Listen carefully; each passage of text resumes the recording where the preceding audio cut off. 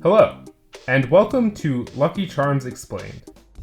On today's episode, the Daruma. This angry Japanese doll with ink-dotted eyes that reminds its owners to never give up. Though Daruma dolls may look like demonic creatures, they actually depict a real person, or at least someone who probably was a real person. At the very least, a legendary figure. His name was Bodhidharma, and he was a Buddhist monk born in India during the 5th century CE, who journeyed east to China. He arrived at the now famous Shaolin Temple, which sits at the foot of the Songshan Mountains, and started teaching his spiritual beliefs to temple patrons. These teachings eventually became the extremely popular Chan Buddhism, which later made its way to Japan as Zen Buddhism. In the 17th century, Japanese Zen monks in the city of Takasaki, looking for a way to honor the founder of their tradition, started drawing charms invoking him. Local farmers saw these charms as lucky, and began asking for new ones annually, around New Year's time. This was a ton of work for the monks, so in the 1760s, they convinced the farmers to create dolls instead, which the monks would then bless, and that would last far longer than the original charms. Bodhidharma's name in Japanese is Bodai Daruma, commonly shortened to Daruma, which is where the dolls get their name. But why do the dolls look so weird?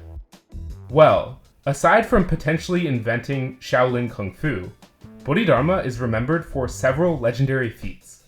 He is rumored to have once meditated, sitting stilly and silently for 9 whole years, staring at a blank wall and keeping his eyes open almost the entire time. The one time he did close them, Bodhidharma became so angered at himself that he cut out his own eyelids. This is the disturbing reason behind the doll's intense, wide-eyed glare. Not only that, his arms and legs atrophied and wasted away after so long without movement, which is why the dolls do not have limbs. Despite their dark backstory, Daruma dolls boomed in popularity. Though still closely linked with their birthplace in Gunma Prefecture, they now can be found throughout Japan. Daruma dolls are still commonly produced using the traditional methods pioneered in Takasaki all those years ago. In fact, 80% of Japan's Daruma dolls are still created in Takasaki. First, craftspeople place natural plant paper fibers into a wooden Daruma doll-shaped mold, forming the doll's hollow washi, or Japanese papier-mâché, body. Then, they dip paint the base layer of the Daruma with a singular hue, usually red, but many other colors too. Finally, they use small brushes to carefully detail the Daruma's features, which include the face, consisting of thick eyebrows and a beard, as well as sometimes a single word written in kanji below, popular ones including victory or luck. The one part of the Daruma left unpainted, the eyes, should be filled in with ink by the doll's eventual owner, one at a time in the following manner. The left eye at the time they first come into possession of the doll, and accompanied by the selection of a treasured goal or wish. The right eye when that objective finally reaches completion. When the new year rolls around, whether both eyes have been filled in or not, Daruma owners gather at the temple from which their Daruma was purchased for the Daruma Kuyo, or Daruma burning. They express gratitude to the Daruma for their work, and then heap them into a pile. A monk, after a short ceremonial rite, lights the pyre aflame, and the Daruma are incinerated. The visitors then often buy a brand new Daruma for the year ahead. The Daruma's appearance is chock full of symbols. First, the oft-used red color. During the Jomon period, which can be seen as Japan's caveman era, red became associated with the invention of fire, which marked a groundbreaking innovation, and also the blood of animals, which sustained life.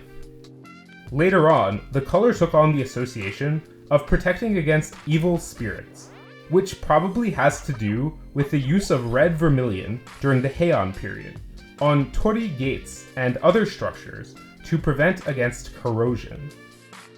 During the late Edo period, as smallpox ravaged Japan, people started to see red as protective against the disease, since it was the favorite color of the Japanese smallpox god, Hosoogami, who would spare those wearing it. More literally, the red might just depict Bodhidharma's actual robes, as Buddhist monks in those days often wore the color. The Daruma's eyebrows resemble cranes, and its beard looks like a tortoise, two animals which signify longevity across East Asian cultures. More generally, the Daruma recalls the story of Bodhidharma, whose indomitable persistence reminds people not to give up on their own dreams.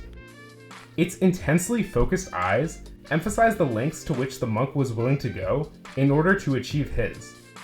The process of filling them in serves as a highly visible accountability mechanism for those striving towards a goal.